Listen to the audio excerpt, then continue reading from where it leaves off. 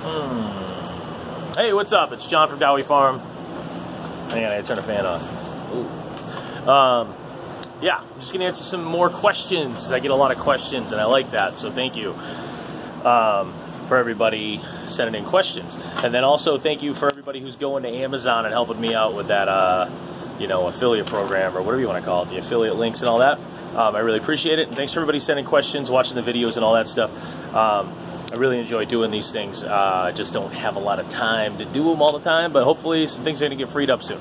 So, I do have a question from So Easy. It says, he's asking, why not feed to the top layer? This is about my watering system. I do get a lot of questions on my watering system, and I do want to go in depth a little more, so this is a good opportunity. Why not feed to the top layer for like 2 minutes? And I think it means feed the water, like so water to the top layer, which would mean my top shelf. Okay, so he's basically asking why am I not watering just to this one and letting it drop down through, is in a nutshell what he's asking, or she, I guess. I don't know if it's a he. Yeah, so drop the water a layer, wait 2 more minutes, then gravity feed down to the next layer, wait 2 more minutes, drop it to the bottom, and so on. So basically fill the top and then bottom feed down. And it's funny because my buddy Brad Davies, aka Moon Valley Prepper, he was the one. Hey, let me turn off this fan I have in the ceiling. Let me turn off my bootleg ceiling fan. Check this out. There's a fan up there. It's just a box fan hanging out in the ceiling. It's just so loud, man. It's so loud. There we go. Okay. So I thought that at first when he said how to develop this system, he was giving me ideas, and you know, I was like, oh, would I just pump water to the top and just let it drain down through the system? I used to have a fodder system that did that I was playing around with. But what happens, I would say the #1 reason why we don't do a lot of these different ideas on the watering and why we do it the way we do it is because, excuse me, often these crops don't need water. Like today I watered 1 on this big unit here that I have. I watered 1 out of 8. Okay, I have 8 of these fill and flood tables there. I only had to water 1. Check it out, Chewy with shades. I only had to water 1 out of 8, so it wouldn't have helped to pump to the top and let it drain down through, obviously. And this is my big obstacle with automated watering, and because if I'm not here to check these trays and to feel them and see what kind of water content they have daily, you know, like that one's a little overwatered. This one's right. This one's just right, you know. And then, like, you know, these ones are good. Now, that's the one I watered today, of course, and I overwatered it a little bit. So, but, you know, I wouldn't be here just to give it the personal touch and make sure it needs water. I could automate some of that in the sense of, like, I could put sensors in and build Arduino system and all that stuff to get the, let me get you out away from the lights, to get you know, a remote feel for what my what my moisture levels are. But here's the next catch: in this room and in any grow room or whatever, maybe the sun hits your trays at a different spot more intensely, or maybe the water flow, or I'm sorry, the airflow from my fan back there, oh, can I do it? Where's my hand? I was trying to get my hand and point anywhere. Oh, it's right here. I'm on this side. I'm always on the camera. Right there. That was wild. I was pointing around on the wrong side like a dumbass. So maybe that fan's blowing on a different shelf more, or a different end of the shelf. Like obviously this end of my shelf gets more airflow because of that fan than the inside against the wall. So that one against the wall doesn't need any water sometimes. So I have to pop it up on the edge like this. If you can kind of see it, that one is up on the edge. So when I ran this water earlier, which turned out this was the only shelf that needed water, I popped that one up so it didn't take any more water on and overwater. So one idea I was thinking about playing with is how can I make, like let's get one thing out of the way. I'm committed to using soil. We're a soil-based operation for a reason, and we're not going to go to grow mats, and it's just out of the question. So if you know, that's not even something I'm considering. But I could go and modify my soil to maybe not take on water if I were to just water it too much. So that's something I've been kicking around. I already use half perlite, you know, and I still get overwatering. I don't know how much more I want to go up on the perlite content. But, you know, whatever. Anyway, so if I were to fill this top one, to answer your question directly, and let it drain down through the system today, if I had done that, I would have watered 7 out of 8 of my trays, which would be 50-something flats that don't need water, you know what I mean? And just to water one. So that's like the easy answer, I guess. I thought the same thing you thought when I was first introduced to this idea. I thought, oh, wow, just one pump right to the top. What you're going to find out, too, is if you're doing this for business, all these hoses and all these water tables and all these pumps, and I don't just sound like a dick or anything, like, oh, look at me, I'm rolling in cash. But, like, I set up one of these shelves with 4 lights, like over here. Let me come over this way. Okay, I set up this shelf with 4 of these lights from Home Depot. I get this for 75 bucks. You get it cheapest from your hydro store locally. Work a deal. I get these lights with the bulbs. It's like $23 a piece. I get no good light over here, huh? Damn. Oh, hold on. Let's do this. Bam. Oh, now it's worse. So I get these bulbs with for 23 a piece. So that's I'm in 175. I get the hoses and the connections, and maybe that's 20 bucks or 25. Let's call it 25. So we're 200 bucks, and then I got to buy a pump. And they're cheap on Amazon, man. They're like $20 or something, or 20 or 30. I don't know. So we're like $230 all in for one thing that holds 8 flats.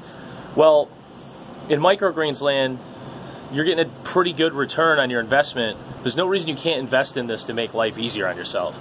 And I look at it as these flats, just these watering situations pay for themselves per flat or per whatever rack, as long as I'm marketing and selling.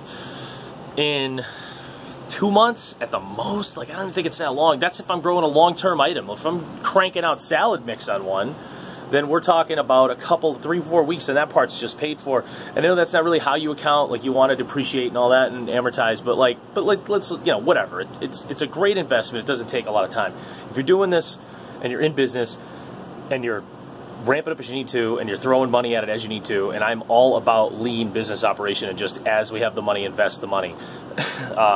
You know, I just went and bought 3 the other day. I just went and bought 3 trays and all the lights and all the stuff, and it's 650 bucks or something like that for the 3.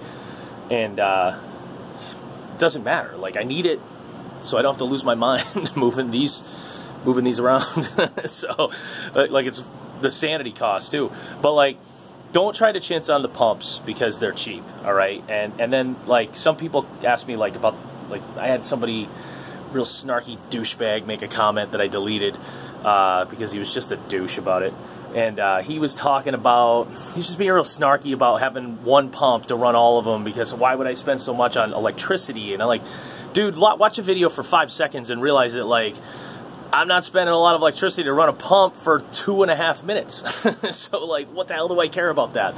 So, you know, like, and that's not the majority. I've had exactly two douchebags on my channel since I started, so I don't really, like, I just thought it, you know, I get a lot of comments about watering, and that was one of them. And it's like, the pump itself is 25, 30 bucks. I've never burnt one out in 3 years, you know. And the cost of electricity is nothing. It's negligible to run those pumps. So I do, and I'm not saying that so easy, whatever, you weren't being a douchebag. Like, you were fine. That question made a lot of sense. Let me close this up. There we go. And I get it, because, like, I thought that way. But, and I get a lot of questions about the watering system. And I just find it easiest just to run a pump to each one. Now, if you wanted to save money on pumps, I have here, if you see my on-off valves, okay? I've got 4 of these. Well, this one's going to be, it's not yet. I've got 4 of these hooked up to one big pump, and I decided I kind of like that idea because I was doing individual pumps at one point to all these because I was going to go with a Wi-Fi automated outlet system. So I was going to need a pump for each one of them, you know, and I also like to water more than once sometimes. So I wouldn't want them all on one pump because it's like I don't have to wait for it to fill and drain on every table. But for these top ones, I got one nice strong pump that I paid like 80 bucks for, and I use that for these top 4, and it is what it is. So you could do it that way if you don't have, if you have the patience, which I don't have any. So you could do that with one pump and on-off valves. But I'm into these on-off valves for 20 bucks. So I mean, like, what's one more pump? You know, I mean, there's that. I mean, it doesn't really wash out, but whatever. Anyway, I hope that answers your question. It's a good question. It's a valid point. if I were doing something with hydroponics, it might make sense, okay, but I'm not. I'm using soil, and the stuff doesn't need water all the time. So moving on. There's 10 minutes on that. So this is also that, and that ties a lot into like why I can't just automate watering, obviously, because the inconsistency of watering timing is a huge problem for me. Okay, and that doesn't mean I'm giving up. We'll see where it goes. Next question. Hi there. Thanks for the help. The info really helpful. I'm wondering if you spray seeds or greens with hydrogen peroxide or vinegar mixture to stave off mold. I've tried it. It does nothing for me. I see it a lot. I didn't use food grade or whatever. I went to Walmart and bought 88-cent peroxide. Like, I don't know. Like, I just don't. I try to use the best soil I can find. And I try to buy the best seeds I can find. I don't like to spray things that kill soil bacteria because you're also killing the good soil bacteria then. It's kind of like the diatomaceous earth theory, where if you're pounding your flower beds with DE to kill predatory, or pest insects, you're also killing predatory insects. I don't really like to sanitize that stuff. I have lately been trying, because I've been having a lot of problems with pea seeds, sanitizing my peas, because I'm getting a lot of this die off. I don't know if you can see it in the shot. See the brown? I'm getting a lot of die off here in my seeds, and I don't know what it is yet. And it literally could, see right here, it literally could just be the seeds, you know, but I'm trying everything I can. So I've been soaking those with some peroxide. I know Curtis Stone uses peroxide, and I have a lot of respect for that guy. He does the hot water soak with the peroxide, and I probably should try that. I don't. I also have a lot of problems with mold. I had one shop video where I showed you a lot of mold problem. That was the only time I've ever lost crop like that. And, like, I'm, you know, that whole thing was because I was an idiot and I mixed my soil wrong, you know, so like, I guess the lesson to that was I shouldn't be an idiot. But I am trying a little something new with some soak, with some hydroponic additive type stuff. It's sea green. We're going to see how that goes. I don't know. Who knows if it's going to work. Like, stuff was expensive. I'm trying to see if it can maybe improve the problem with my soil I've been having. I've been having some spotty areas of mold lately on my soil because right now the place where I get my soil doesn't have a good source or a new batch or whatever. So I'm working on remedying that. So, I mean, we're talking like 6 bags of soil I got to work through. It's not the end of the world. But anyway, no, I haven't tried really sanitizing. I have. Sorry, I've tried it. I just don't like to do it. I haven't had good luck with it. So that's it on that. I got a couple other things going on in the works here. I went live with my website webpage and my really bootleggy website that I made myself. I went live with selling flats. They're good, strong flats. It's kind of hard to just say it. And I don't have any new ones in stock right now to show you that are open, but here's the flats. Okay, great. 1-inch thick flats. And they've got, they're strong. Like, that's not broken. I just blasted it on the counter. If you did that with the thin ones, you'd have destroyed it. So they're really strong.